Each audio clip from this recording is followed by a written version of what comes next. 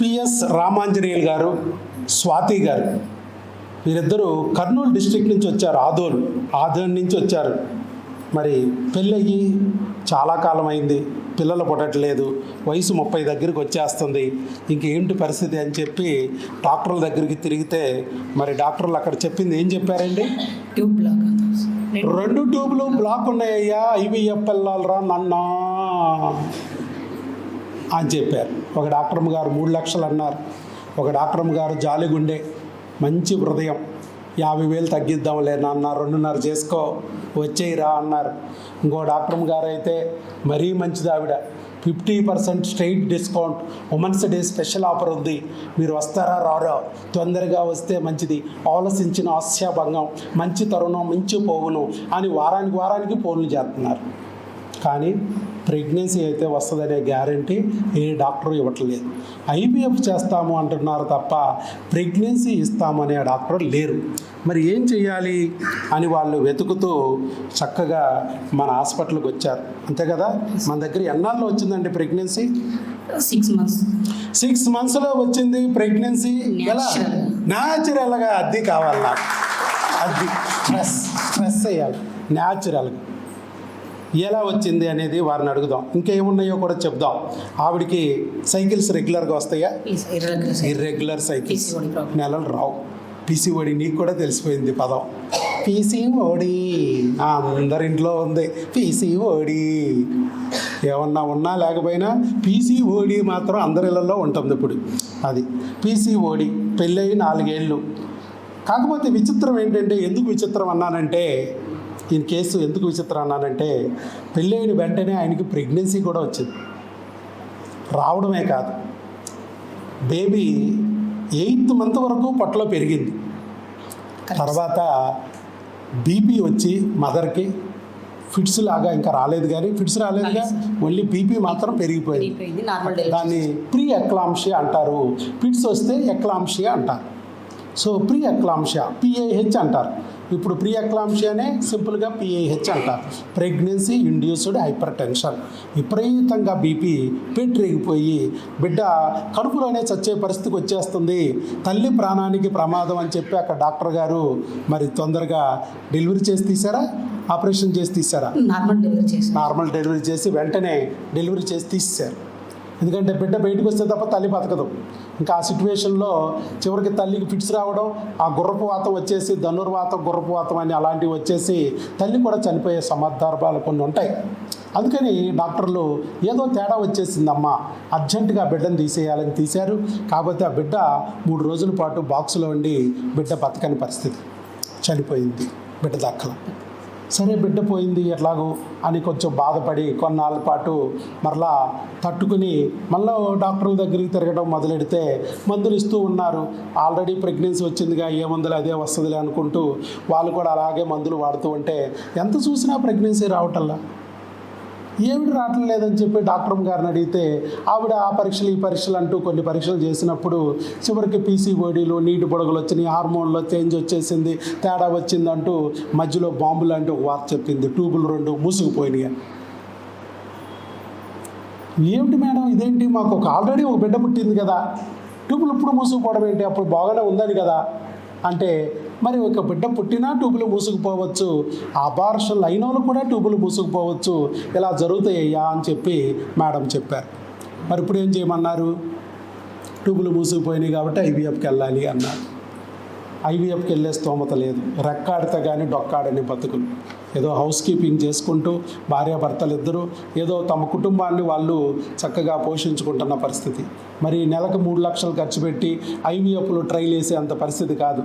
బంగారు పళ్ళాల్లో తినేవాళ్ళు కాదు, స్టీల్ పళ్ళాల్లో పచ్చడి మెతుకులు తింటూ మాకు కూడా భగవంతుడు ఒక బిడ్డని ఇవ్వపోతాడా అని ఆశగా చూస్తున్న మనుషులు.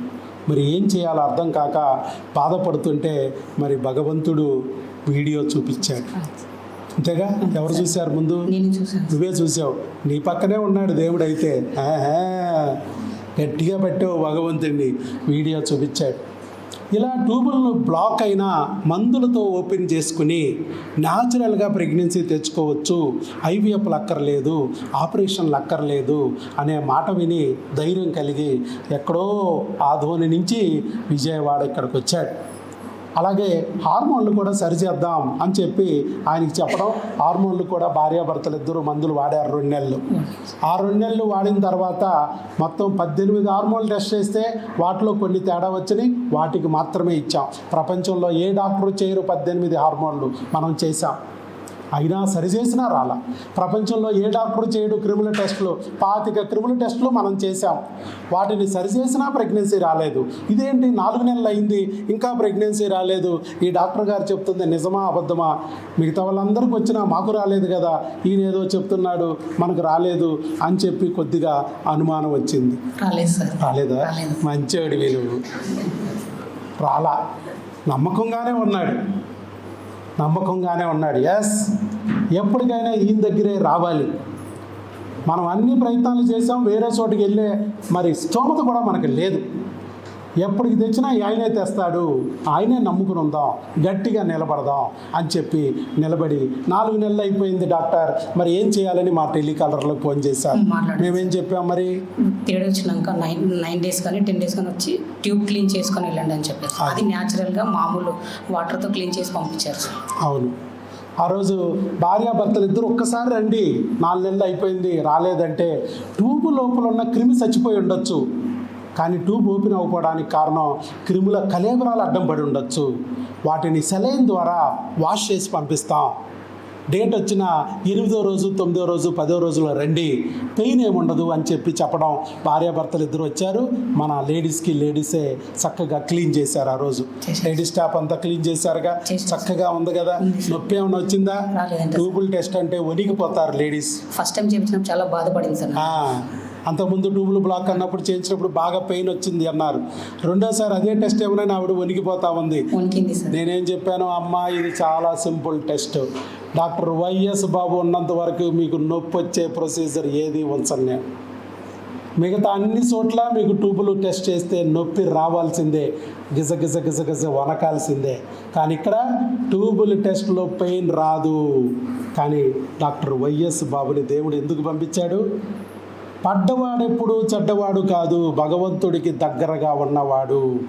అలాంటి బిడ్డల్ని కాపాడుకోవడానికి భగవంతుడు నా చేతిలో ఒక అస్త్రం పెట్టాడు, ట్యూబుల్ని ఓపెన్ చేసే అస్త్రం. కొన్ని మందులు ఇచ్చాడు నాకు. ఆ మందులతోనే చక్కగా 2 నెలలు వాడుతుండగానే ప్రెగ్నెన్సీ వచ్చింది న్యాచురల్గా. చూడండి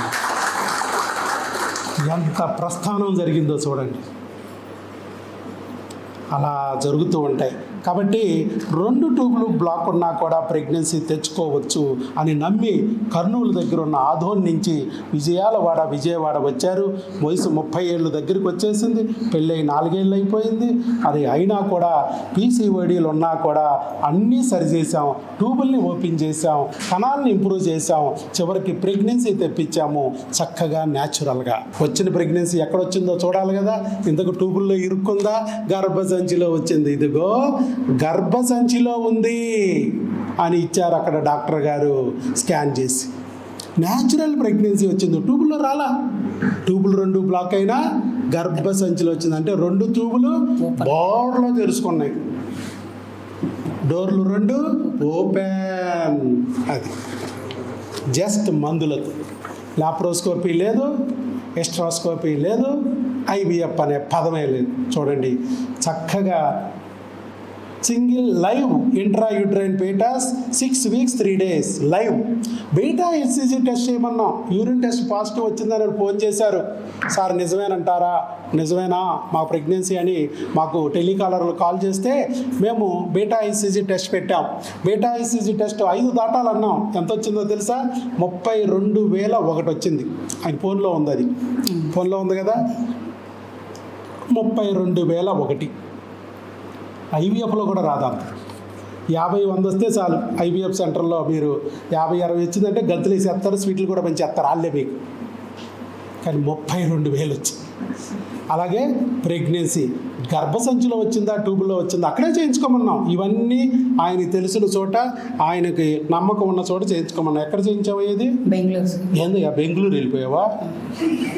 ఆనందంతో బెంగళూరు ఫ్లైట్ ఎక్కేసావేంటి? అక్కడికి ఎందుకు వెళ్ళా? దగ్గర అది లేదు సార్, అక్కడే సార్ ఉండేది. మీరు ఉండేది అక్కడ, జాబ్ నుంచి అక్కడ ఉంటున్నారా?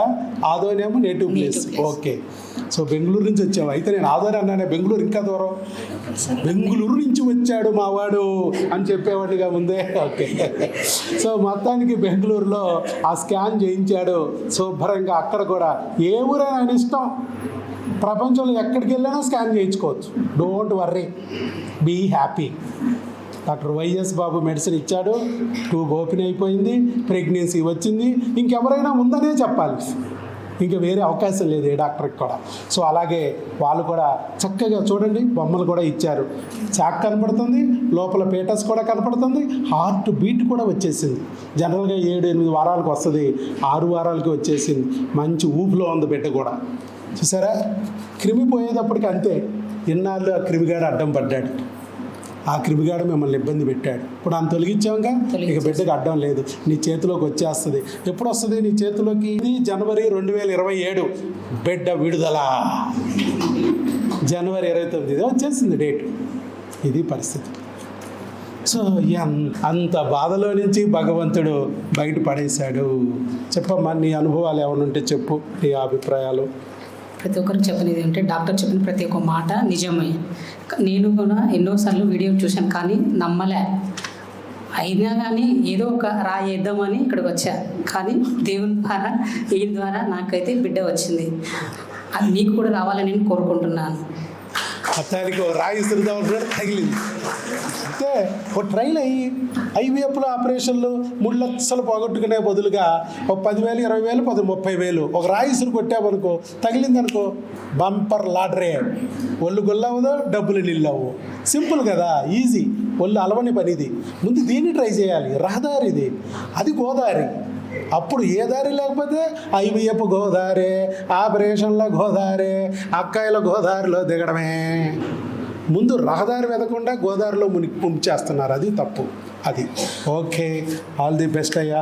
పిఎస్ రామాంజనేయులు గారికి, స్వాతి గారికి మనం ఇంకొకసారి గట్టిగా చప్పట్లు కొడదాం.